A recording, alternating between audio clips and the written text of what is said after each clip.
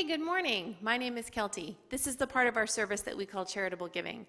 I'm so happy to see you all here this morning, and those of you home on that little camera at the back as well.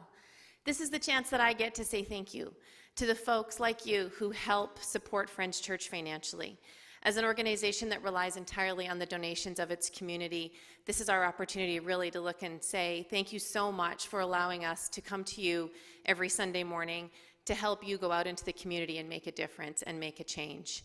If you would like to give financially to Friends Church, there's a few ways you can do that. And if you open the app, that's probably the easiest way. There's a spot on there that you click donate, and there's a couple of different options. One is called Pre-Authorized Giving, which is sort of the set it and forget it, where every month there's a certain amount that gets donated. Alternatively, there's a one-time donation option there. The other option is if you're here physically, right at the back of the church, there's a little black box that you can put your check or your cash into an envelope and pop it in that box as well. We will take all forms of donation, however it needs to come for sure. While you're on the app, take a look at what's coming up for us. We're starting to pull together, now that we're able to be together a little bit more than we have been in the past 18 months, looking at reinvigorating some of our connections opportunities through the fall. Our kids programs are slowly getting going through the summer, so if you have children either at the younger age or in the older switch category, those activities are happening through the summer to allow kids to start to come back together and see each other in a more regular way. In any event, have a wonderful Sunday, and thank you very much for being here. My 11th year was the longest year of my life. My older brother would regularly exclaim, "You're still 11?" It's a running joke in my family to this day, like I was stuck.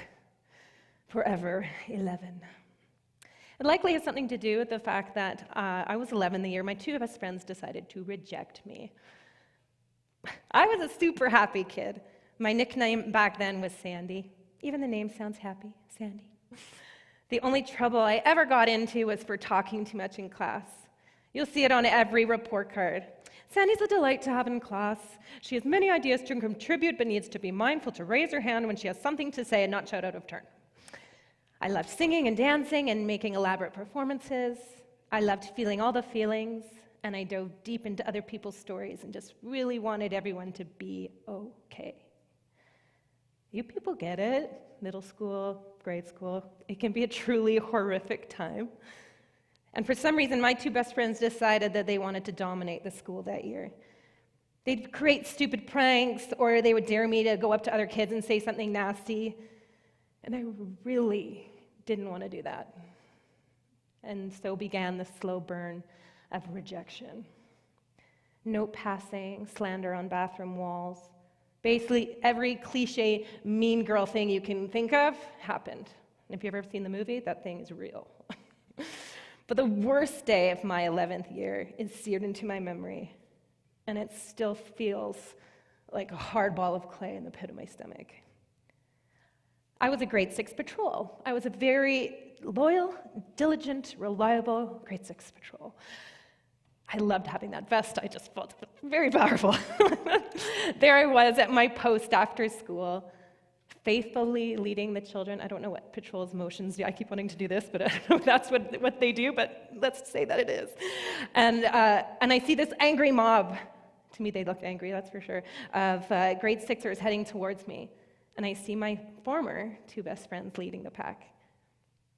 That day at the crosswalk, that was the end. That's the day that's forever etched in my mind. Okay, so I'm watching with dread as this gang of girls and boys march ever closer to my stop. Terror moved through my body. I knew something was going to happen, and the unknown was torture. You know what I mean? When something terrible is about to happen, say you're about to get into a car accident, or you're about to get some really important news, or you're about to speak publicly, you get that feeling where your heart rate is either racing or slowing down, and you can't tell which is which. You feel like you're going to puke or pass out, or you get a really dry mouth and then sweat everywhere else. Like that feeling is normal in certain situations, but that physiological response at the hands of people you once trusted and felt safe with, people you thought were your people, what the heck? I continued my duties. I tried to appear as nonchalant as possible. In my head, I'm going, this isn't happening, this isn't happening, this isn't happening. The mob stopped at my post, and the ringleaders counted down, 3, 2, 1. And they began to sing. There was a farmer, had a dog, and Sandy was her name. Oh, S-A-N-D-I, S-A-N-D-I, S-A-N-D-I, and Sandy was her name. Oh, there was a farmer, had a dog, and Sandy was her name. Oh, woof, A-N-D-I, woof, A-N-D-I, and so on, and so on. It's got 5 verses. It went on and on. So the song feels like it's never going to end, and I can no longer feel my feet. I tried not to look at them. I tried to block out their voices. I tried to imagine I was anywhere else but there. I did not run away, and I did not yell at them to stop. But I did cry. And as I cried, I continued to guide the little kids safely across the street. 11 had already been a really hard year for me. We moved a couple times. My older siblings started dating other people, and they weren't around anymore. And my opa also died that year, the third of 4 of my grandparents to pass away. It would have been a good year to have strong friendships. People in my life who understood. People who liked me and accepted me for who I was and not who they could turn me into. My 11th year would have been a good year to have really good friends, but that's not the year I got. The year I needed that feeling of belonging more than anything was the year the group kicked me out, shunned, bullied, humiliated me. I'm pretty bad at remembering my past. I don't remember a lot of it, honestly, but that year, that moment is embedded in my mind. That was the year I learned the power of belonging. Not because I felt the support every little girl should feel in her 11th year. I learned the power of belonging that year because it was taken away from me. It made me wonder if it was ever even there to begin with. It made me question everything I knew about relationships, friendships, support, acceptance, even love. If some random kindergarten kid had walked past my stop and yelled, "Hey, Sandy, you suck!" I would have been like, oh, such a strange child, strange thing to do. But the deliberate, thought out, like they planned this at lunch ahead of time. They've rehearsed this scene. The rejection of people that you thought were your best friend, that is where pain resides. In my 11th year, I became acutely aware of what it feels like to not belong. And that feeling has colored my life ever since. For many of you, this story was painful for you to hear because you have your own adolescent, teenage year feeling rejected where you didn't fit in or you didn't belong. I wonder if you've thought about that much, that word, belonging. I wonder what the word means to you and what ideas and memories it conjures up. For some of you, you'll know instantly. Yep, got it, grade 4, Jimmy McLaren stood me up on our weekend fishing trip. I never saw him again. You'll know. And for some of you, it might take a little bit longer to breathe in to times in your life when you felt like you didn't belong. Maybe you didn't really want to acknowledge it, and I don't blame you. It's pretty sucky. It's sucky as a kid at 11, and it's sucky as an adult at 40. And it doesn't always happen like it did in my story with this explicit, outright rejection. Like, hey, guess what? You suck. You're out. We don't like you. It can be a subtle experience. A conversation among friends that gets quieter when you join in. Maybe it's the band you got kicked out of. Don't get any ideas. Or the sports team you warmed the bench for. Maybe it was a parent that shushed you in public because they didn't want you to embarrass them. Or the in-laws who wanted to keep your checkered past quiet from the extended family. Who left you out? Who said, "You're not enough. We don't like you." And how did that feel? So I ask you again, what does belonging mean to you? How to know when you have it and when you don't? And why does it matter?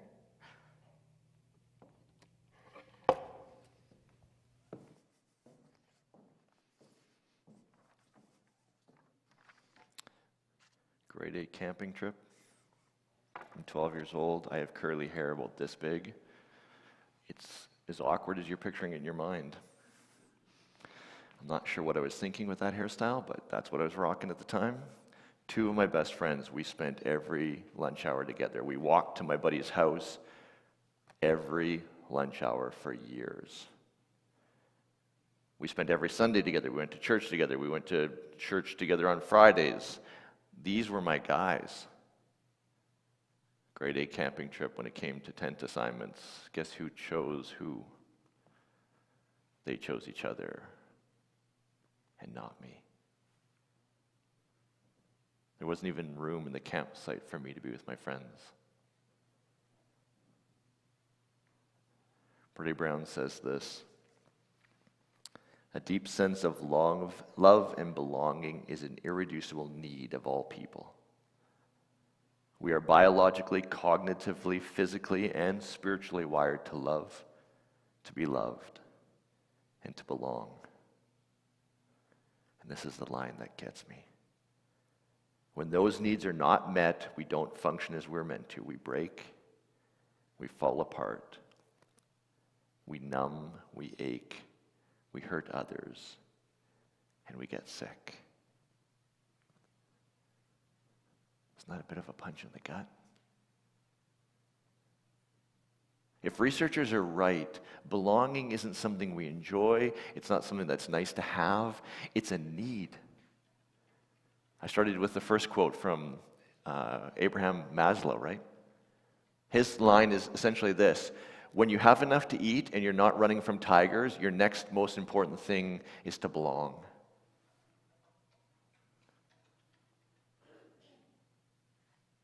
So where did you belong? Or maybe, where didn't you belong? There's this researcher, I was thinking about this, like Alessandra, she said, I have no memories of my life, but that year. And she's singing the song that they sang. It's seared into her memory. I can still feel walking to that room and my 2 best friends going, oh yeah, you're not with us. As I look at your faces, I can see you have your memories too. Why do they stick in our brains like they do? I spent some time researching this. There's a guy who says this: memories are designed to protect us. I always thought memories are things for parties, so you could tell people stories about your life, right? When I was 13 and I had curly hair this big.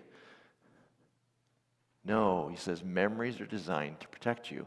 What do you remember from a childhood? You went to pet that dog, it bit you. You will always remember that. Why? So you're careful around dogs. Why do we remember rejection so strongly? To make sure it doesn't happen again. I don't know about you, but it tends to have me living a bit small, right? There's a group of people, I don't just walk up and be like, hey, I'm Vince, how's it going? It's like, I'm just going to check out the group a little bit before I jump in. How many of us stay home when we probably should reach out to people?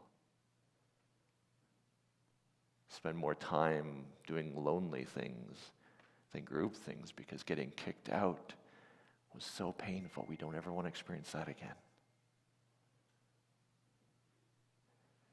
If memories are designed to protect us, and we remember rejection so clearly, maybe the researchers are right. Next to eating and running away from tigers, our next most important thing is to feel like we belong. So then the question becomes, how do we belong? How do we feel like we belong? You can all feel it like, oh yeah, I belong there, but I don't belong there. But how is that feeling created? If belonging is important to us, and it seems to be, how do we build it? 2 researchers, again, who have a whole lot of spare time on their hands and a lot of money, actually researched this problem. Baumeister and Leary, they said, to feel like you belong, you need 2 things. And let's just play it out in our lives. So think of a time when you didn't belong. Think of a current time when you don't belong. And ask yourself, is this happening? Can you throw the first one up, Catrice? Regularly getting together with a few people and leave feeling good. Anyone ever have a family gathering that they left not feeling good? Someone invites you to a party and you leave going, oh, sweet mother, that is the worst 3 hours of my life. Friends who are like, hey, let's get together, and you leave going, maybe if I just slam my hand in a door, then I'll have an excuse to not go with them. But we've also experienced those moments of true connection. Someone where we spend time with them and we leave just feeling like, oh, that felt good. You need those feelings on a regular basis to feel like you belong.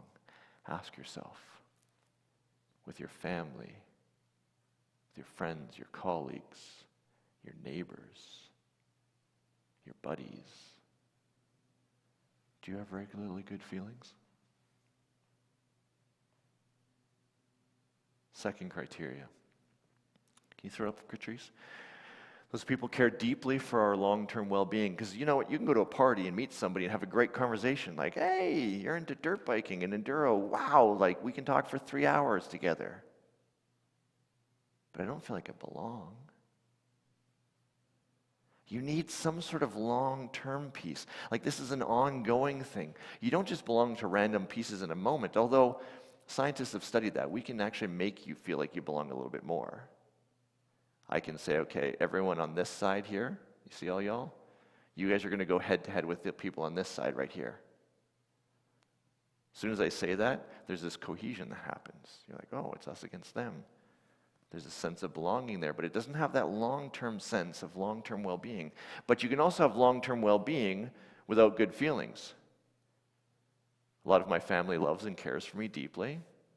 I still don't want to go to family gatherings sometimes. We can have amazing feelings with someone, but they don't have long-term care. So let me ask you this. Where in your life do you have people who you get together with regularly that make you feel really great? And you know they care about you. Long-term care about you. Do you have those people in your life?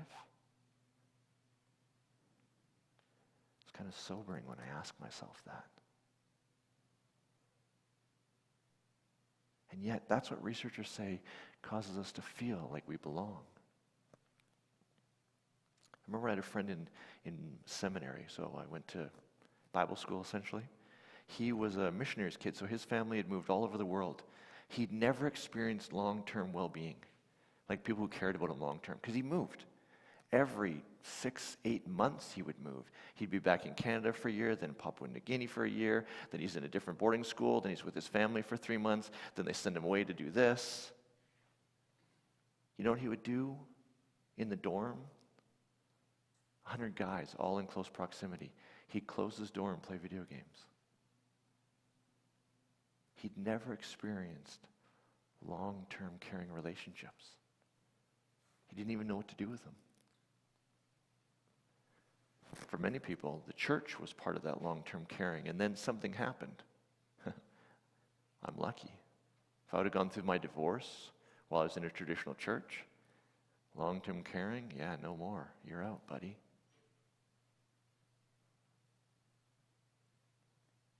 Crazy how much of our lives are guided by the desire to belong, and yet how little we know about how to feel like we belong and who we should belong to. I was thinking a lot about how we do this. I was dirt biking yesterday. No disrespect, guys, if you're listening. Great group of guys. Fantastic time out riding. Everything went really well until at the end we got to the parking lot and started having a couple drinks. And then the joking started. And very quickly the joking turned to something, it starts off funny down the middle, and then it slowly starts to edge to an area where you're going, okay, that was on the edge. And then it's one more joke and you're going, at one point they had a joke, one person made a joke, and the butt of the joke was people who I love deeply, the queer community. And I have this moment where I'm going, okay, that's not right. That's not okay. But at the same time, I can feel another feeling that's going, when I call this out, those warm, nice feelings that we all had together are gone.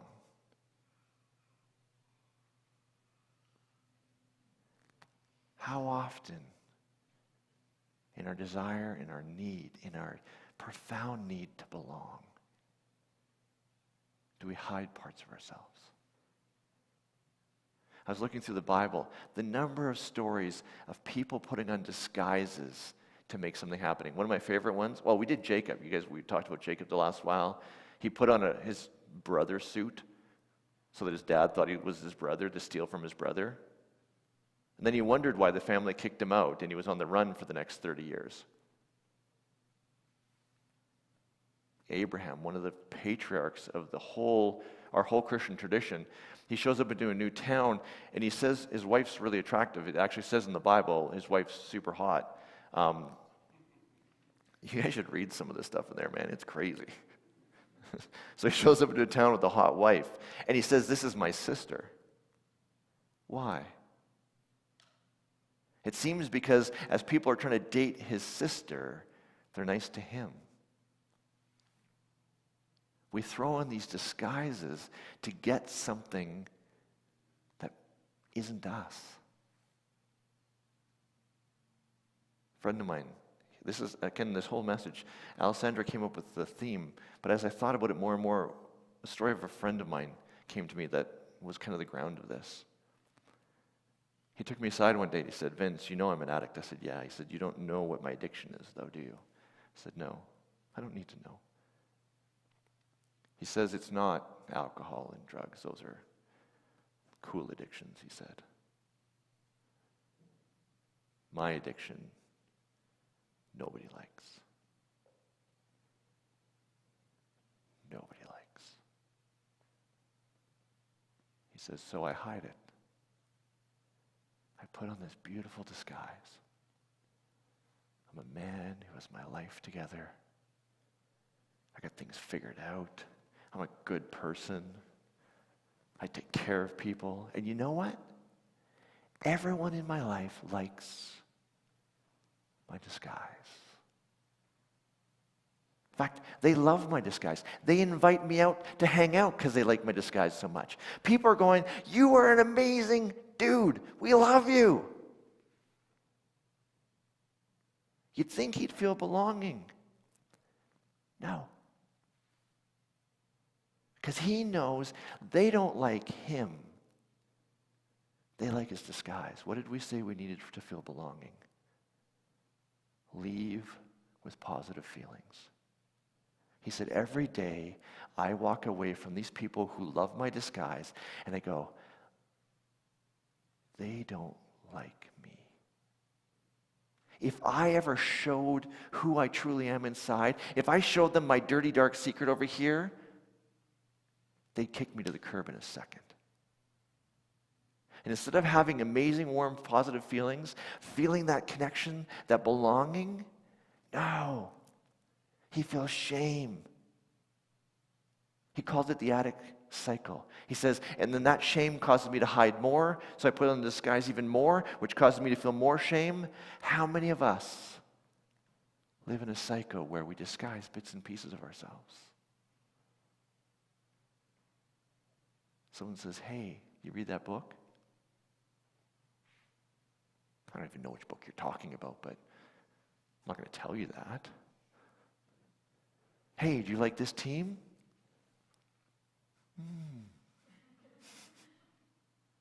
You think I picked this shirt because I liked it? It's mildly clean. Did I pick it for you all? Every day, there's a temptation to put on a disguise so that people will like us, so people will feel connected to us, so they want to be in a long-term relationship with us. But here's the thing, and Brene says it beautifully. She says this, belonging is not what we negotiate with the outside world. It's something we carry in our hearts. And this is the piece that blew me away. He says, you will never feel belonging. This is her words, not mine.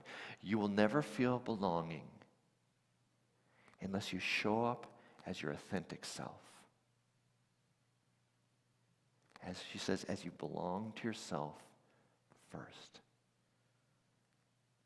That's a bit of a kick in the gut, isn't it? You mean I got to tell you all the dirty secrets in my life? I got to be honest about the stuff that's not working, the amount of times I've screwed up. I got to sit up here and tell you all, I'm divorced. I'm at least 50% shit at relationships. Let's be honest, it was probably 80%. Even as I say that, I can feel like my gut's just like I just want to take a step back because now I shared something really, and that doesn't feel good. And yet, if Brene is right, that's the only way we can do this. So let me ask you, and when I say you, let me ask me, and you all get to listen to my inner dialogue. Where am I wearing a disguise? Where are you wearing a disguise?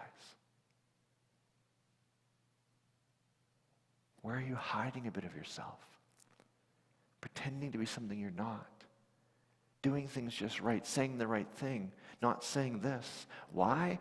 Because then you might feel like you belong. And that's the very thing that's undermining it.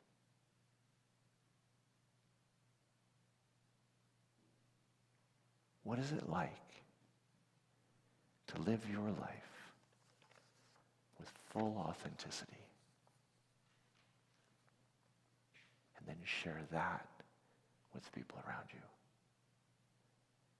What would that feel like?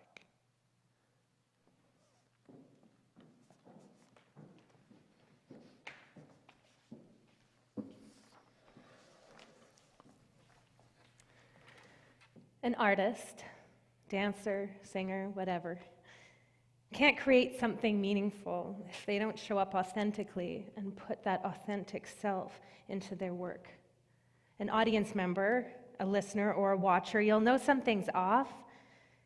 You won't connect, you won't relate, and you'll come away feeling like an outsider observing instead of a guest invited into an experience. You may not have words to put to that feeling, but I can guarantee you that it has something to do with the artist's confidence to show up as their true self, to be vulnerable enough to say, this is me, this is who I am, and this is what I have to offer. Isn't that what we just learned is foundational for us to feel a sense of belonging?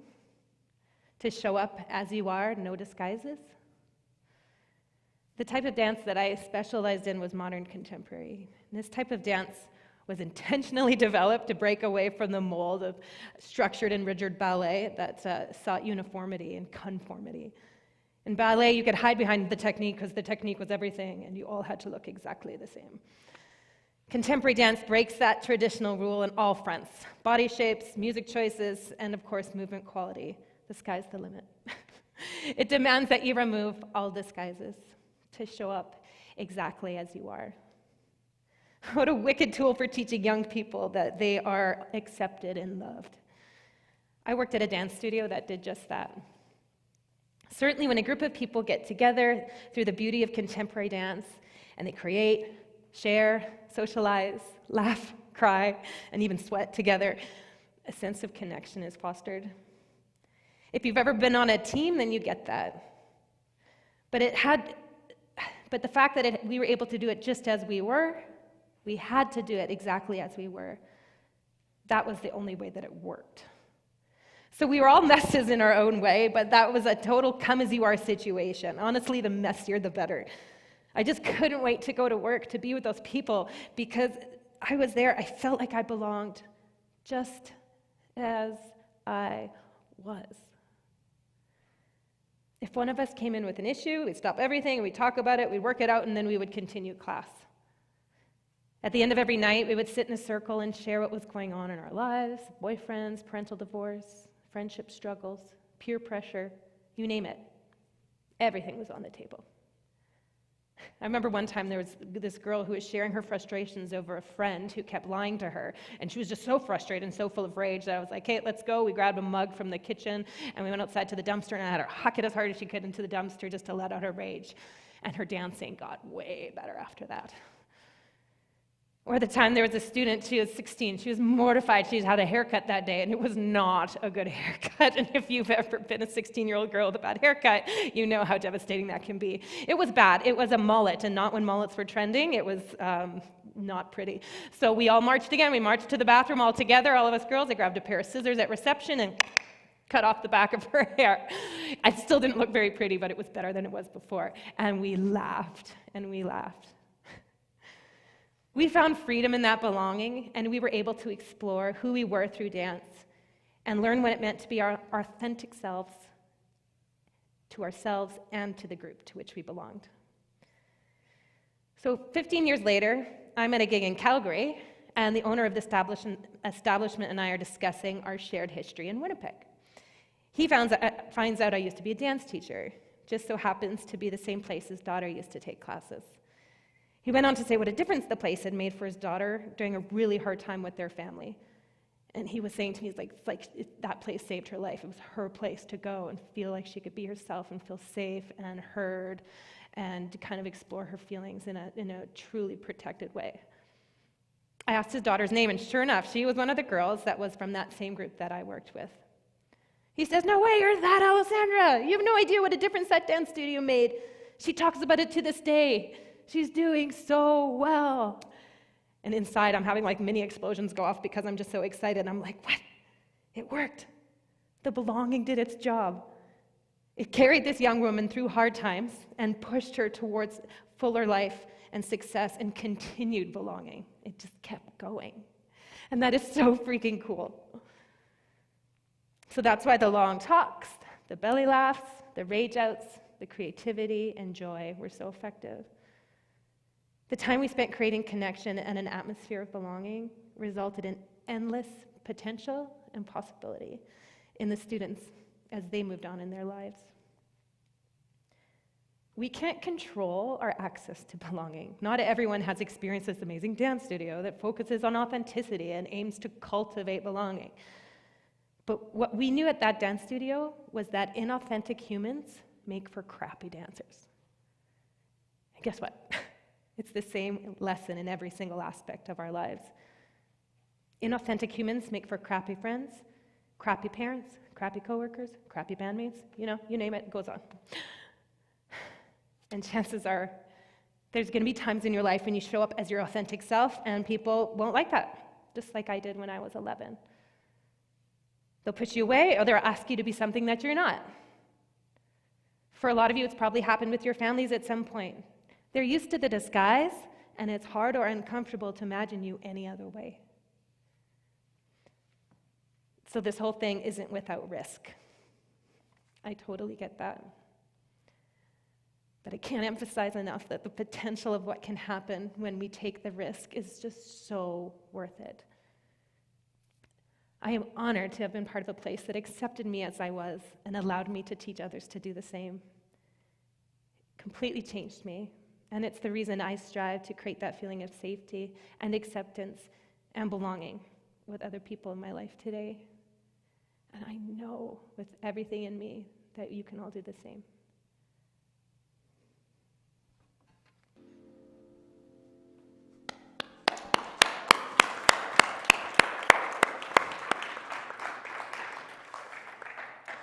I always think of these messages as kind of like, okay, now we're all broken because we know how this works.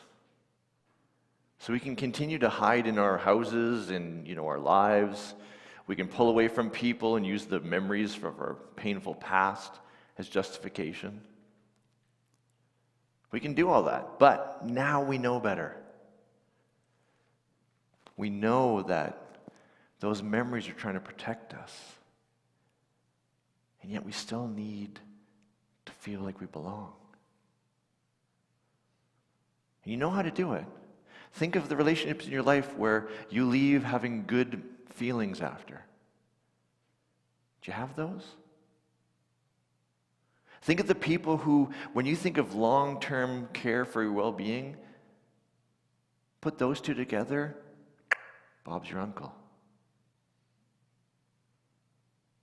But this is Friends Church. So it's never all about us, is it? We exist to inspire you, inspire me to make the world a bit better. And so now that you know what creates belonging in you, you also know what creates belonging in the people in your life. What would it look like to invite the people you love to show up fully authentically?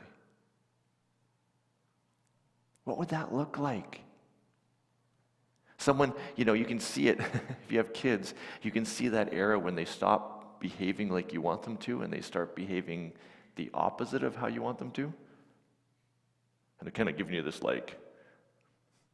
screw you, that's not who I am anymore. I don't like dinosaurs. What's the purple dinosaur? Barney. There we go. I don't like Barney anymore. Screw you. What do? This message says you'll say this. Oh, really? Why is that? Anything else you don't like? What are you into these days? Instead of showing up by saying you need to wear the disguise, as people start to show a bit of their vulnerability, their authenticity, we meet that with curiosity. What would that look like to the people in your life? What if every time we've had a good experience with someone in our life, we send them a note and just say, you know what? That thing you did, you're just the coolest human being ever. I think you're awesome. How do you think they would go away feeling? What if we started every conversation or finished every conversation with gratitude? I'm just so excited that I get to spend time with you today. How do you think that would make them feel? Right now, we're coming out of probably the longest separation we've ever had. Me and Lindsay were laughing about, hey, I can see your smiling face. What does long-term care look like? Waiting for someone to reach out to you? Or going through the people in your head and saying, who can I create a sense of belonging with? Who could I reach out to, check in with, care about? Chances are, in the building of belonging for them, we'll find belonging in ourselves too. I love how the spiritual life seems to be kind of it's good for you and it's good for me at the same time. We know now what's going on. We know how to create belonging. Now we're left with a choice and say, will we do this? Will we make the world around us better? And that's my encouragement. That's our encouragement for you all as you walk out today and as you leave and put on clothes. That we create a sense of belonging for everybody. How's that sound? Have a great week, everybody. We'll see you next week. Have a good one.